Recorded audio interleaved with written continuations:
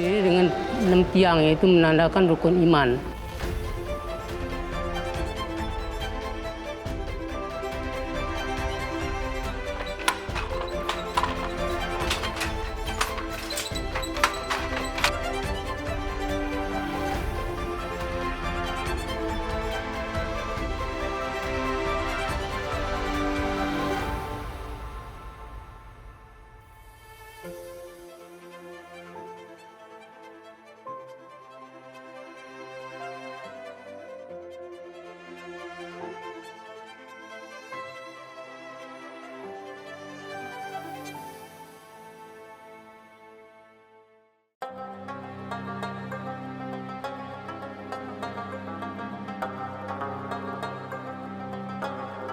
Lampung bukan sekedar gerbang, ia adalah pelukan pertama bagi mereka yang melintasi samudra. Di tanah di mana aroma lada hitam pernah menjadi emas bagi dunia, sebuah napas baru berembus tenang. Napas itu bernama Islam. Sejak abad ke-15, cahaya ini mengetuk pintu-pintu Lampung dari 3 penjuru. Dari barat, ia membawa harum Minangkabau. Dari utara, ia mengalir bersama arus sungai dari Palembang. Dan dari selatan, ia menyeberangi selat membawa restu dari Kesultanan Banten. Di pesisir selatan, nafas Islam menyatu dengan keringat para pelaut. Masjid Jami Al-Anwar berdiri kokoh di Teluk Betung. Bukan sekedar simbol iman, melainkan monumen perlawanan. Di tengah dentuman Krakatau tahun 1883 dan tekanan kolonialisme, masjid ini menjadi tempat di mana masyarakat berunduk khusu mencari perlindungan pada Sang Khalik. Pesisir adalah saksi bisu saat pedalaman masih terlelap dalam sunyi. Pelabuhan Teluk Betung telah menjadi titik temu peradaban. Di sini para pelaut Bugis dengan kapal pinisi, mereka tak hanya membawa komoditas, tapi juga membawa Al-Quran. Di sela-sela lipatan layar mereka, Islam menyatu dengan adat, seperti air yang meresap ke dalam tanah, menguatkan akar tanpa merusak pohonnya. Ia melahirkan jiwa-jiwa patriotik, membakar semangat perlawanan Raden Intan II untuk menjaga kehormatan tanah para ksatria.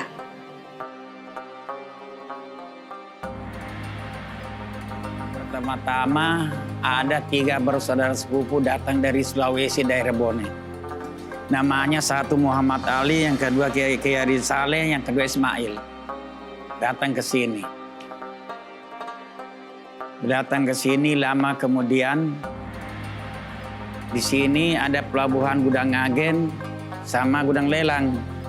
Jadi pelabuhan lokal tapi ramai dikunjungi orang dari Sulawesi, dari Palembang, dari Bengkulu, dari mana, dari Padang. Berdagang rempah-rempah dan sebagainya, hasil bumi lah terutama. Sedangkan di Panjang itu memang alamnya itu memenuhi syarat untuk internasional. Soalnya kedalamannya bisa memenuhi syarat. Jadi situ internasional, kalau sini lokal 2 ini. Ini yang rame kalau dari mancanegara ini emang dari lokal. Di sudah begitu tidak lama kemudian datanglah Belanda dari Jakarta. Kan sudah 350 tahun, 450 tahun di Jakarta. Datang ke Lampung menginjakkan kakinya pertama itu. Situasi sini pesat perdagangan. Itu namanya Gudang Agen, ada gudangnya ada 2 besar, 2 apa 3 besar. Kalau ditampung di situlah. Lama kemudian ini perdagangan ada bajak laut, rompak, mengganggu di situ. Jadi ya tentunya agak lama-lama udah sepi. Nah, sedangkan Belanda ini melihat situasi begitu, datanglah Belanda ini menemui Muhammad Ali. Sebab Muhammad Ali ini diketahui ada kelebihan. ada kesaktian. Datanglah menemui. Apa kata Belanda? Muhammad Ali, bisa tolong saya ngamankan itu? Boleh. Dikasihlah pedang, kasih rantai, dikasih bedil. Bedil itu senjata api. Yang diambil ini hanya pedang sama rantai. Bedil tidak diambil. Disamperin lah di laut itu. Secara persuasif. Ya, mungkin punya kelebihannya itu tanpa pertumpahan darah. Nurut orang itu, ditampunglah ke sini di Kampung Bugis. Gitu. Dulu Jalan Buntu namanya, soalnya jembatan itu belum nyambung. Pernah dulu Krakatau Steel rubuh. Gempa kan. Ya. Jadi sudah bikin bagus, sekarang bukan Jalan Buntu lagi. Ya. Jadi terus begitulah disamperin semua, akhirnya nurut semua. Nah, nurut semua. Tidak lama kemudian, itulah tadi Muhammad Ali ditawarin, dikasihlah regen untuk memimpin dari dulu kan belum ada sih namanya gubernur, belum ada. Ya setingkat itulah, kalau sekarang tidak ada yang paling tinggi. Kekuasaannya semua pulau-pulau ini sampai di daerah sana, sekarang itu kekuasaannya namanya setingkat gubernur ya. Lama kemudian Pak Kiai Haji Saleh ini dia punya kelebihan juga bidang agama. Nah, bikinlah pengajian di rumah itu sampai disambung-sambung rumahnya. Akhirnya banyak peminatnya. Nah, itulah tujuannya ini Islam ini. Banyak peminatnya. Lama kemudian itu tidak tertampung lagi, tercetuslah ini. Kalau bagaimana berundinglah Muhammad Ali, Ismail, Kiai Haji Saleh, kita bikin surah yang besar untuk tujuan untuk Jumatan. Soalnya di sini belum ada apa-apa, belum ada masjid apa-apa, tidak ada apa-apa.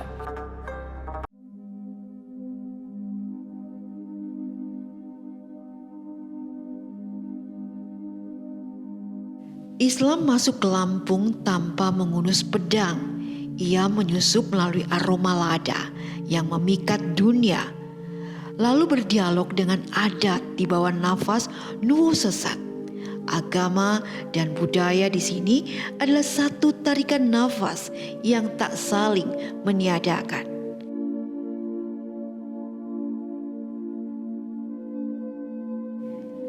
Di jantung Teluk Betung berdiri sebuah monumen kesatria, Masjid Jami Al-Anwar, lebih dari sekedar susunan batu dan semen.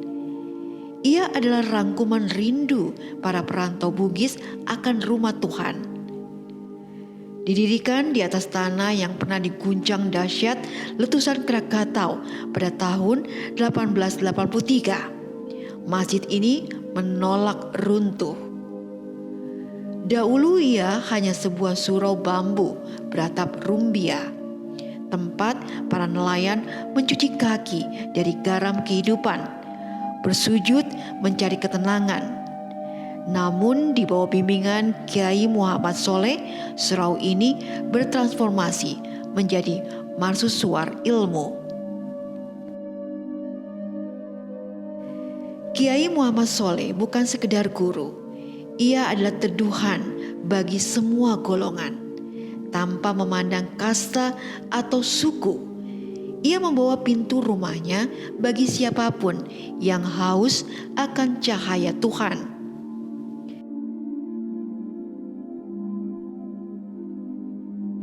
Ketika rumah tak lagi mampu menampung antusiasme umat, semangat gotong royong masyarakat dan dukungan Tumenggung Muhammad Ali melahirkan struktur yang kita lihat hari ini.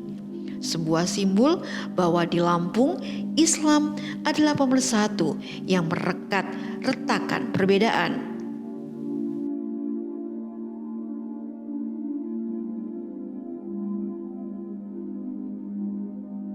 Peran berdirinya Masjid Al-Anwar kesinambungan itu tahun 1839 sampai dengan 1883 Itu perintis berdirinya masjid ini.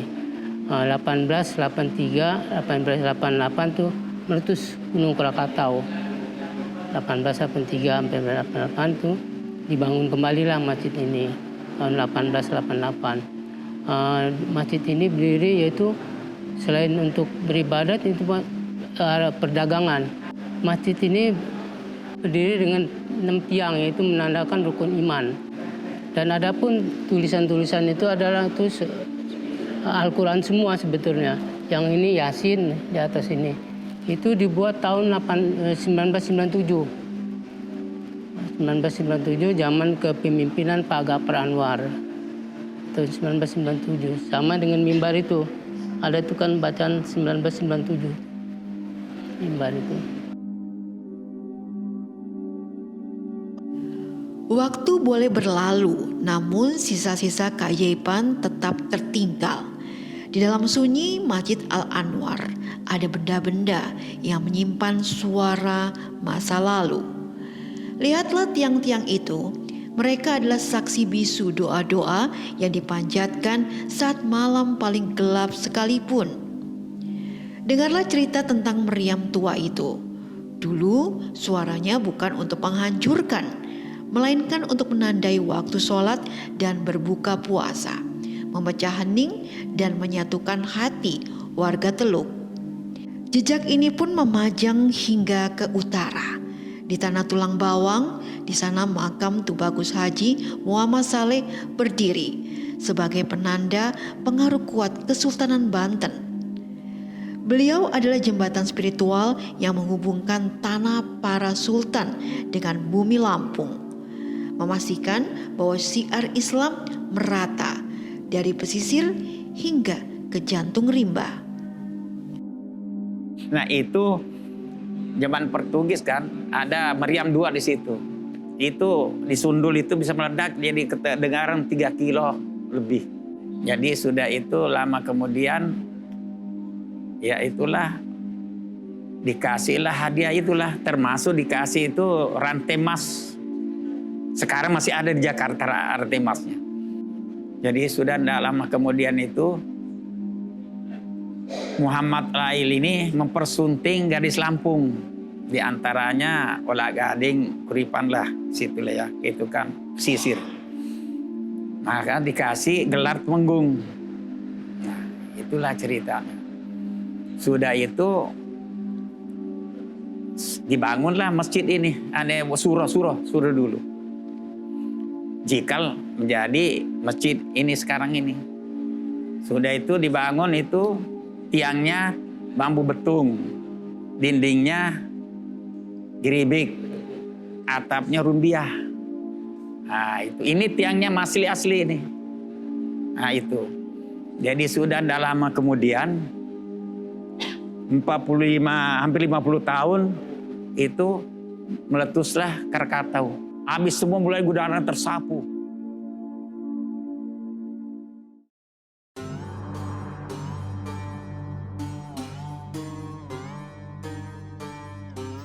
Jika Islam di Lampung adalah sebuah cerita, maka kain tapis adalah lembaran naskahnya.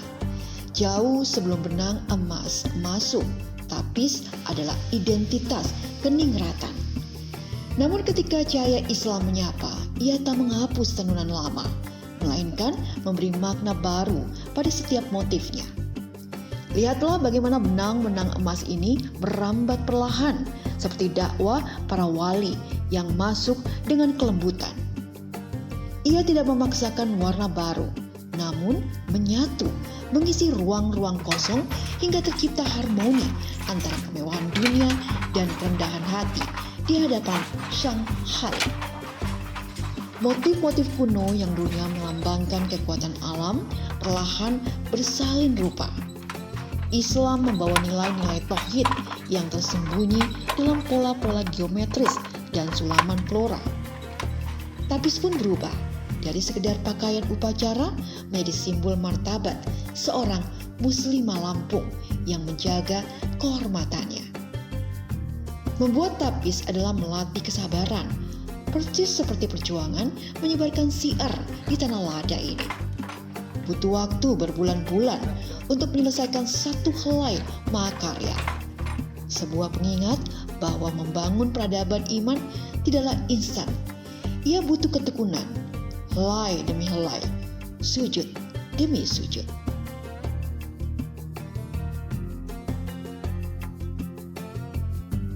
Islam di Lampung tidak hanya menetap di kitab-kitab tua. Ia tumbuh subur di rumah-rumah panggung dan lorong-lorong desa.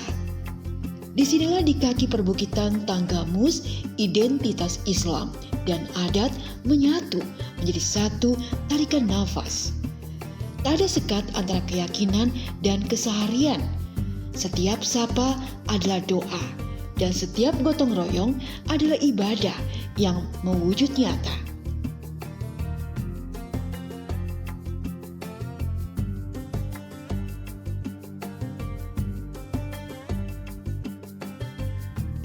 Lihatlah bagaimana tradisi dirawat sebagai bentuk syukur dalam riuhnya tradisi topeng Sekura.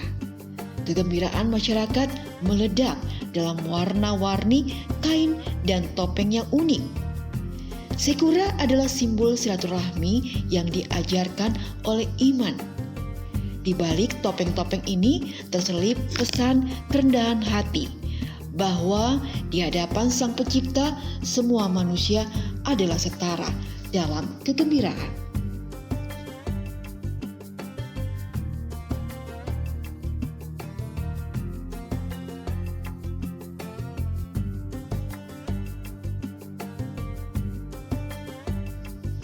Namun dari manakah akar keteguhan ini bermula? Perjalanan kita mendaki lebih jauh ke lipatan pebukitan yang selalu diselimutin kabut. Di balik sunyinya Wonosobo tersimpan sebuah rahasia besar tentang bagaimana cahaya Islam pertama kali ditanamkan di tanah yang dingin ini.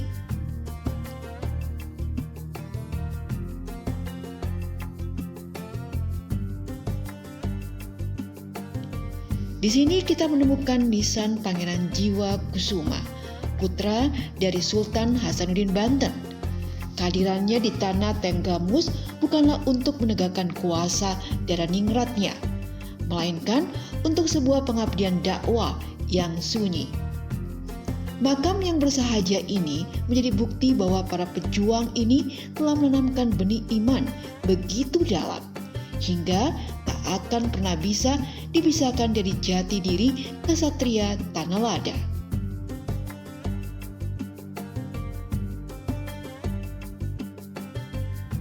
Ibu meneruskan, ini lagi suami yang ngurus deh ya. Jadi masih keturunan Pangeran Jiwa Kusuma dari Banten. Jadi yang meneruskan ibu.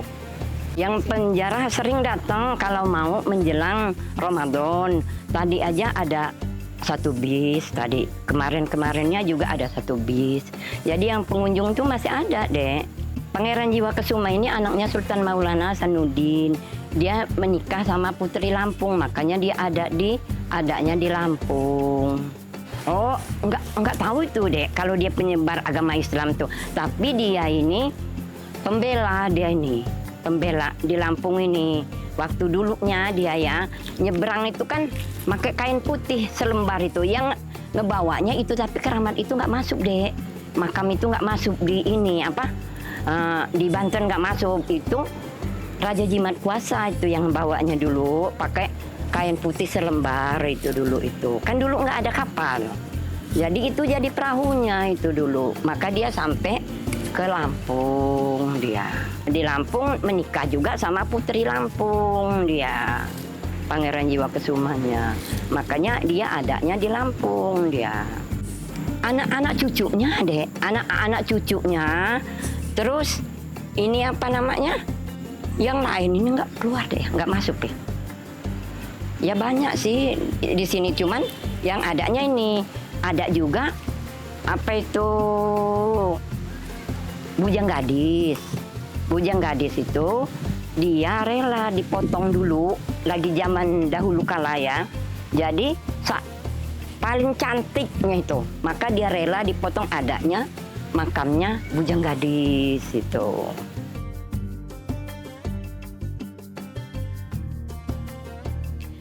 Lampung adalah sebuah puisi panjang yang ditulis oleh waktu. Di tiap jengkal tanahnya, di tiap butir ladanya, terselip nafas syukur yang dibawa oleh para pendahulu. Islam tidak datang untuk menghapus warna asli Lampung, melainkan menjadi cahaya yang membuat warna-warna itu bersinar terang. Sai bumi ruai curai, satu bumi dengan dua jiwa yang menyatu dalam harmoni. Sejarah bukan sekedar deretan angka di atas kertas, tapi ia adalah detak jantung yang kita rasakan saat ajang berkumandang dari menara-menara masjid tua, bersautan dengan deburan ombak di gerbang Sumatera. Tugas kita bukan lagi untuk membawa cahaya itu masuk, melainkan untuk memastikan api imannya tak akan pernah padam di tanah para kesatria ini. Karena selama lada masih tumbuh dan ombak masih menyapa pantai, Islam akan selalu menjadi nafas bagi Lampung.